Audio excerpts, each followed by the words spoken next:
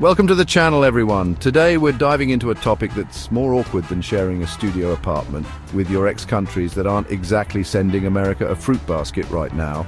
Because while the US might be known for its apple pie, baseball, and occasionally questionable foreign policy decisions, not everyone's lining up for a slice of that pie. We're talking about strained relationships, diplomatic standoffs, and enough historical baggage to fill a cargo plane. Think of it like this. If the world were a high school cafeteria, America would be that table everyone gossips about, loved by some, tolerated by others, and actively avoided by a select few. So grab your trays, folks, because we're about to dissect exactly who isn't RSVPing to Uncle Sam's BBQ, and more importantly, why. First up, we have Iran, a country with a relationship with the US that makes an on-again, off-again celebrity romance look downright stable. Decades of mistrust and enough historical baggage to fill the Shah's abandoned palace. It all kicked off in 1953 with a CIA-backed coup. The Prime Minister nationalized their oil industry, leading to the 1979 Iranian Revolution and hostage crisis. From sanctions to General Soleimani's assassination, the relationship is as warm as a cactus in a snowstorm. Crippling sanctions impact ordinary Iranians. It's a complex situation with no easy answers. These two need a serious timeout, ideally in separate rooms. Next up is North Korea, a country that makes even its closest neighbors a tad nervous. Think of it like that intense, unpredictable classmate you never knew what they were up to. The Korean War never really ended. It just became a long, awkward, staring contest. And then there's the nuclear weapons issue. North Korea's pursuit of nuclear weapons has turned the staring contest into a high-stakes poker game. The result, decades of sanctions and tense standoffs.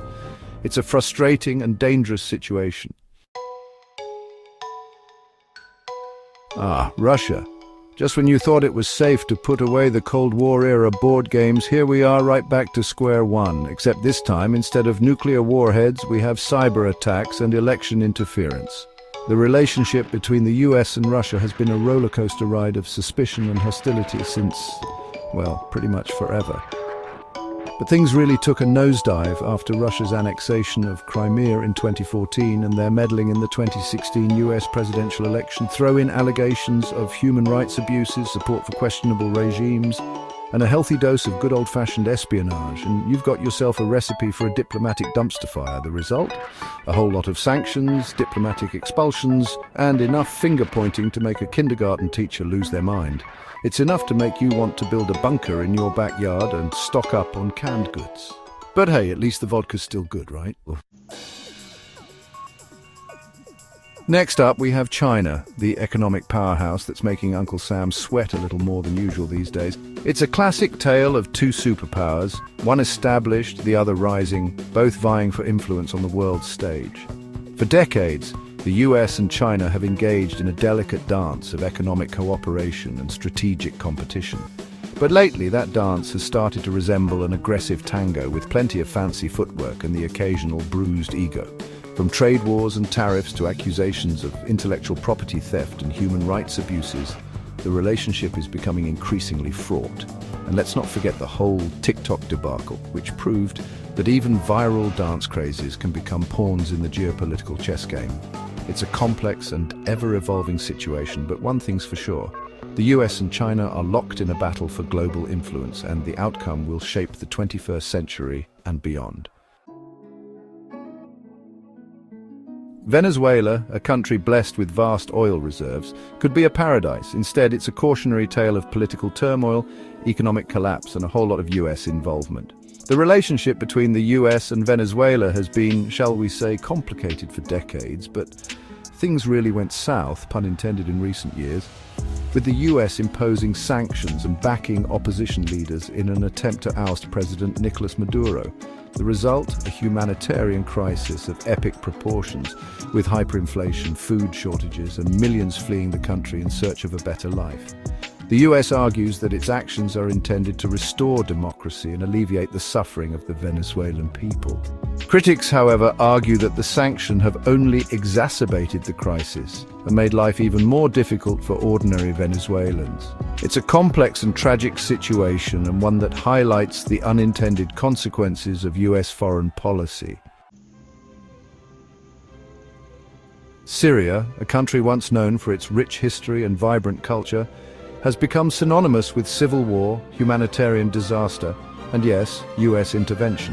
The Syrian civil war, which began in 2011, has become a proxy war for regional and global powers, with the US backing various rebel groups fighting against the Syrian government. The US involvement, while framed as an effort to combat terrorism and promote democracy, has been widely criticized for its destabilizing effects and high civilian death toll. The use of drone strikes, support for armed groups, and the displacement of millions have left a bitter taste in the mouths of many Syrians. The situation in Syria is a stark reminder of the human cost of war and the often counterproductive nature of US foreign policy in the Middle East. Turkey, a NATO ally straddling the line between East and West, has had a love-hate relationship with the US for decades. Once seen as a model Muslim democracy and a key strategic partner, Turkey under President Recep Tayyip Erdogan has become increasingly authoritarian and unpredictable.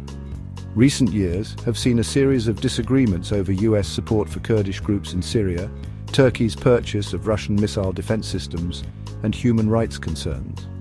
The relationship reached a low point in 2016 following a failed coup attempt in Turkey, with Erdogan accusing the US of being involved. While Turkey remains a NATO member, the trust is gone, replaced by suspicion and resentment. It's a classic example of how shared interests and historical ties can't always overcome deep-seated differences and a clash of values. The US-Pakistan relationship is like a dysfunctional family reunion. Everyone's there out of obligation, but nobody really wants to be. Officially, Pakistan is a major non-NATO ally, but the reality is far more complicated. The two countries have been frenemies since the Cold War, with the US relying on Pakistan for support in Afghanistan, but also harboring deep suspicions about Pakistan's ties to terrorist groups. The US war on terror further strained the relationship, with drone strikes on Pakistani soil and the raid that killed Osama bin Laden creating a deep well of resentment. Add in Pakistan's close ties to China, and you've got a recipe for a diplomatic headache that just won't quit. It's a relationship built on mistrust, competing interests, and the occasional drone strike, not exactly a recipe for a stable and lasting partnership. Cuba, a country that's practically synonymous with vintage cars, cigars, and a decades-long US embargo. It's a relationship frozen in time, a Cold War relic that's somehow still standing, albeit with a few cracks in the foundation. For over 60 years, the US has imposed an embargo on Cuba, ostensibly to punish the communist regime and promote democracy. But the embargo has done little to achieve its stated goals. Instead, it's hurt ordinary Cubans and become a political football for both sides.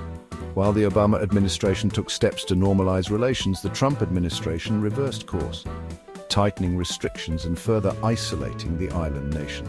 The result? A stalemate, with both sides stuck in a Cold War time warp. But hey, at least the music's good, right? And finally, we come to Iraq, a country forever marked by the 2003 US-led invasion. The invasion, launched on the premise of finding weapons of mass destruction that turned out to be non-existent, plunged Iraq into chaos and instability that continues to this day. The war and its aftermath led to the deaths of hundreds of thousands of Iraqis, the displacement of millions more, and the rise of sectarian violence and extremist groups like ISIS.